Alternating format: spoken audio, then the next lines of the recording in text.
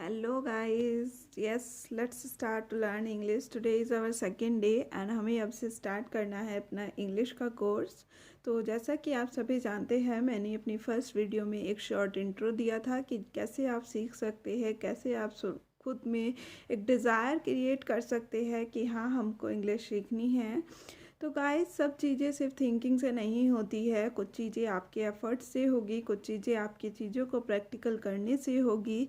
तो चलिए तो अब स्टार्ट करते हैं चीज़ों को प्रैक्टिलाइज करना, चीज़ों को अपनी चीज़ों में मटेरियलाइज करना। So you have to cooperate with me because ये सिर्फ मेरा इंडिविजुअल गोल नहीं है आपको सिखाना, आपका भी गोल है यहाँ पर अपने आप को एक्सीलेंट बना कर जाना, अपने आप में प्रोफिशिएंसी पा कर जाना, अपने आप में एक फ्लुएंट स्पीकर बन कर जाना। Okay, so let's start our today's class.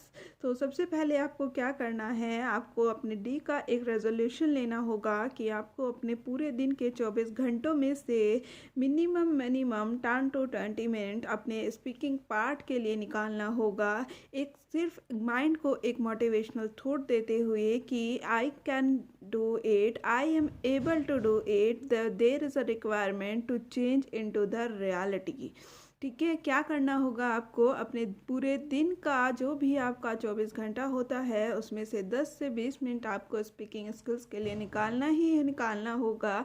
At any how ये कुछ नहीं होगा कि आपके पास टाइम नहीं है या आपको कोई पार्टनर नहीं मिला या आपके पास कोई कंटेंट नहीं है। इस तरीके के एक्सक्यूजेस आपको कहीं ना कहीं पीछे छोड़ देंगे, क्योंकि आपको टाइम खुद निकालना होगा, आपको कंटेंट खुद क्रिएट करना होगा और आपको पार्टनर नहीं कोई मिलता है तो you can take a help of your phone और you can make any random call to any customer care and there you can utilize your, it is also a good resource we have and we can utilize it as per our advantage. Okay, so this is your first step and you have to do it all. It is totally your resolution and you have to do it. दूसरा भी ध्यान रखिएगा कि कुछ की points होते हैं जो आपको रिमेंबर करने होंगे, जो आपको याद रखने होंगे कि जब भी आप किसी चीज़ को सीखना स्टार्ट करते हो, जब भी आप किसी चीज़ को लर्न करना स्टार्ट करते हो, किसी भी लैंग्वेज को लर्न करने से पहले उसके कुछ की पॉइंट्स होते हैं जो आपको ध्यान रखने होंगे। लाइक ना, किसी भी चीज़ में एक्सेलेंसी पाने के लिए there is no requirement to go through by the old grammar, so there is only mandatory to know that how you can express your feeling, how you can express your idea and how you can explain the thing very clearly. ये आपको समझना ज़रूरी होगा कि grammar पर पूरा command करने के बाद भी आप स्पोकन स्किल्स में नहीं एक्सीलेंसी पा सकते, क्योंकि ग्रामर आपका रिटन वर्क होता है और स्पोकन आपका एक प्रैक्टिस के थ्रू आता है। तो आपको स्पोकन के लिए स्पोकन का काम करना होगा। ज़रूरत होगी यहाँ पे हमें थोड़ी बहुत ग्रामर की, लेकिन हम ये नहीं कह सकते कि हम 100% रिलाई करेंगे आपके ग्रामर रूल्स पर। हमें कुछ सेंटेंसेस फॉर्मेशन के लिए ज़रूरत होगी, कुछ सेंटेंसेस क्रिएट करने के लिए ज़रूरत होगी। उनको हम by the time with in the 3 month आप मेरे साथ रहोगे तो मैं आपको वो बताती रहूँगी धीरे धीरे, तो आप उनको अपनी डेली लाइफ में मटेरियलाइज करिएगा तो आप अपनी स्पोकन स्किल्स में एक एक्सलेंसी पा सकते हैं। तो आपका फर्स्ट रूल यहाँ से आया है कि आपको 100% ग्रामर को डेडिकेट करने की कोई ज़रूरत नहीं है, क्योंकि स्पोकन इंग्लिश टोटली ग्रामर पर डिपेंड नहीं करता है। And the one another thing कि we have a lots of candidates who have cleared the big examination of like your SSC, CGL, perhaps they are not able to speak English very fluently because the reason is totally different। बच्चों की grammar अपना role play करती है and हमारा spoken अपना role play करता है।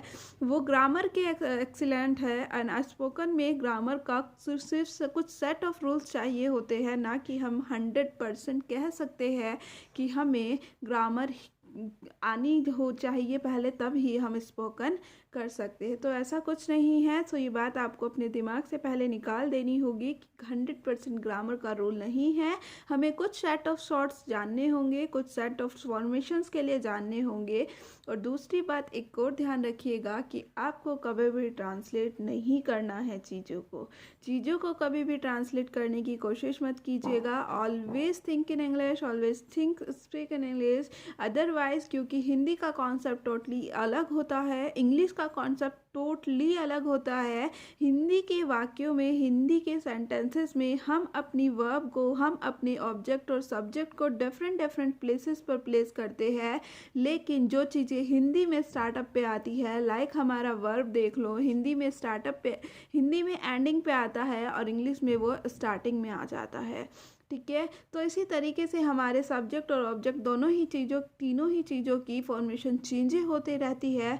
तो इसीलिए आपको एक चीज़ ध्यान रखनी है कि ट्रांसलेट करने की कोशिश मत कीजिएगा, क्योंकि फॉर्मेशन दोनों ही सब लैंग्वेज की डिफरेंट डिफरेंट होती है। लाइक आप एक एग्जाम्पल लेकर दे सकते हो कि सड़क पर सदैव अपने बाएं हाथ की ओर चलना चाहिए। अगर आप इसे ट्रांसलेट करोगे तो सड़क पर, रोड पर सदैव, ऑलवेज अपने बाएं हाथ की ओर, in the your left hand, ठीक है, एंड की और चले लेफ्ट हैंड साइड। लेकिन एक्चुअल में क्या क्या बना ये हमारा ट्रांसलेट करके, road on always on your left side, क्या बना है, road on always on your left side. लेकिन एक्चुअल में सेंटेंस क्या होना चाहिए, always walk on the road on your left side, always walk on the road on your left side. या हम ऐसे भी कह सकते हैं, road always walk on your left side on the road. तो ये बात क्लियर हुई है दोनों सेंटेंसेस में कि जो हमारा हिंदी है उसमें हमारा सड़क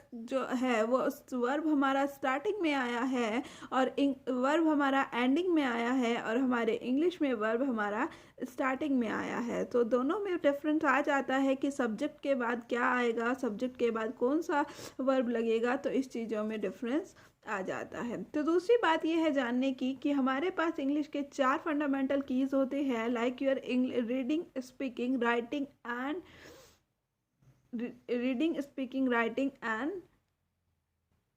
लिसनिंग। ठीक है, तो ऑलरेडी हमने बताया था कि आप दो पर काम ऑलरेडी कर रहे हो, like reading and writing, you know very well, you have a good command on both of these, perhaps you have to work on two different, like it is your speaking and writing is your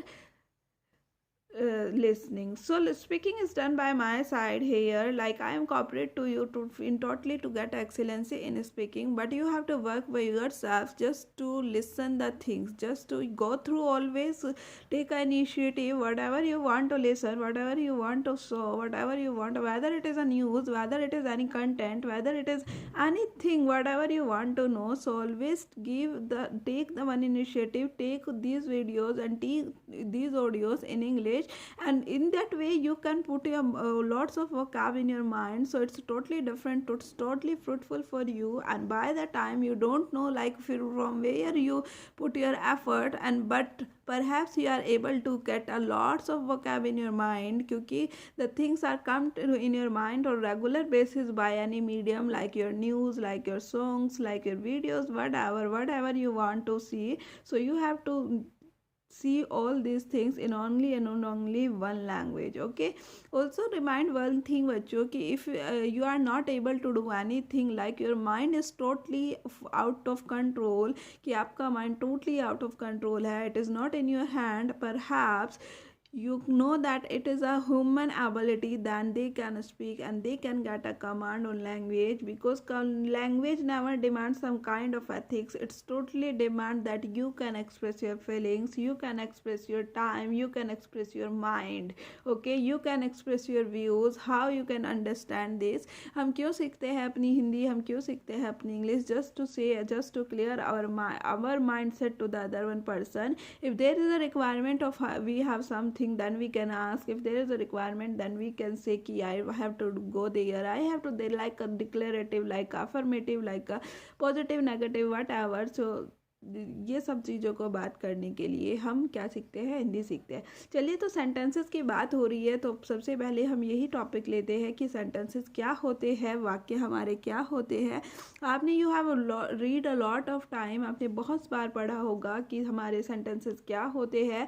sentences are some sets of words. ठीक है, जब हम कुछ words को connect कर एक sentence बनाते हैं, एक वाक्य बनाते हैं, तो हम उन्हें क्या कहते हैं, सेंटेंसेस कहते हैं। और और हमारे इंग्लिश में पूरे 3 तरीके के सेंटेंसेस होते हैं। अब आप ये मत सोचना कि यहाँ तो नेगेटिव इंटरोगेटिव, पॉजिटिव, अफर्मेटिव बहुत सारे होते हैं। आई नो वेरी वेल कि ये सब बहुत सारे होते हैं, लेकिन हमारी की है, हमारी जो फाउंडेशन है वो हमारी 3 ही सेंटेंसेस पर टिकी है और उन्हीं के सब पार्ट्स हैं बाकी, जिनको आप इस समय अपने दिमाग में सोच रहे हो। ठीक है, तो आपको लाइक कौन कौन से पार्ट है, मेन कौन कौन से 3 सब्जेक्ट सेंटेंसेस के कोर पार्ट है हमारा।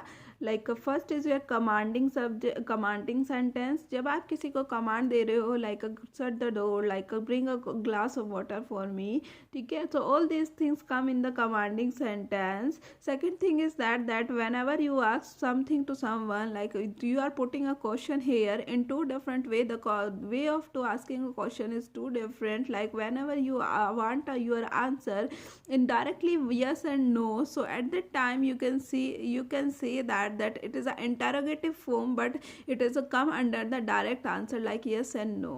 Okay, the second thing is that the question, the word of WH family is come in the in between in Hindi. ठीक है, in between in Hindi, so it's also a part of your WH family question. So there is a requirement to give the descriptive answer to the questioner. जिसने आपसे question पूछा है, ज़रूरी है यहाँ पे कि आप उसे बहुत लंबा और डिस्क्राइब कर आंसर दे. यहाँ पर आपका काम सिर्फ यस या नो करने से नहीं चलेगा. ठीक है, तो 2 तरीके के क्वेश्चन होते हैं. तो हमारे क्वेश्चंस के फॉर्मेट होते हैं जिनसे हम क्वेश्चंस पूछ सकते हैं, लाइक WH वाले जिनमें हम डायरेक्ट यस या नो आंसर कर सकते हैं. सेकंड, जिसमें हमें रिक्वायरमेंट होती है, there is a requirement to give your response in the total explanation, like in the comprehensive way. ठीक है, तो नेक्स्ट की बात करते हैं. थर्ड है हमारा imperative. Imperative means totally positive sentence. Totally positive, आपसे बोल रहे हो, यू डोंट नो कि क्या बोल रहे हो, लेकिन वो एक पॉजिटिव है, वो एक अफर्मेटिव सेंटेंस है. आप उसमें एक अफर्मेशंस दे रहे हो, अपनी पॉजिटिवनेस शो कर रहे हो. चलिए, तो अब स्टार्ट करते हैं थोड़ा सा ग्रामर का पार्सन. जैसे कि आपके भी माइंड में होगा कि बिना ग्रामर के कुछ नहीं होगा. कुछ तो नहीं होगा, लेकिन हमें ग्रामर की ज़रूरत भी कुछ ही पड़ेगी. ठीक है, हम टोटली डिपेंड नहीं है ग्रामर पर. हमें कुछ वर्ड सीखने होंगे, हमें कुछ रूल सीखने होंगे. तो चलिए हम स्टार्ट करते हैं सबसे पहले आई एम से. जब भी आप किसी बात का स्टार्टअप करें, जब भी आप किसी कन्वर्सेशन का स्टार्टअप करें, तो आप सदा ही सबसे पहले अपने आप को रेफरेंस देना पसंद करते हैं. आप सदा ही सबसे पहले खुद को वैल्यू देना पसंद करते हैं. तो जिसके लिए आप कहते हैं I am this, I am this, I am this. ठीक है, तो हमारे इंग्लिश में कुछ इसका कॉन्ट्रैक्टेड फॉर्म होता है जिसमें हम सिर्फ आई और ऊपर एक कॉमा लगाकर एम लिखना पसंद करते हैं. Only M, note A M. Okay, only M, I then comma then M. ठीक है, लेकिन इसका जो फुल एक्सपेंडिचर फॉर्म होता है वो होता है I then A M M, I then A M M. ठीक है, लेकिन हमारे यहाँ पर कुछ हमारी स्पीकिंग का स्किल्स ऐसा होता है कि कुछ लोग इसको आई एम इस तरीके से करके बोलते हैं. लाइक वो बोलते हैं आई एम को वो यम करके बोलते हैं. तो इसीलिए वो हमको एक तरीके से कैसे सुनता है, एम. ठीक है, तो ये because of the different accent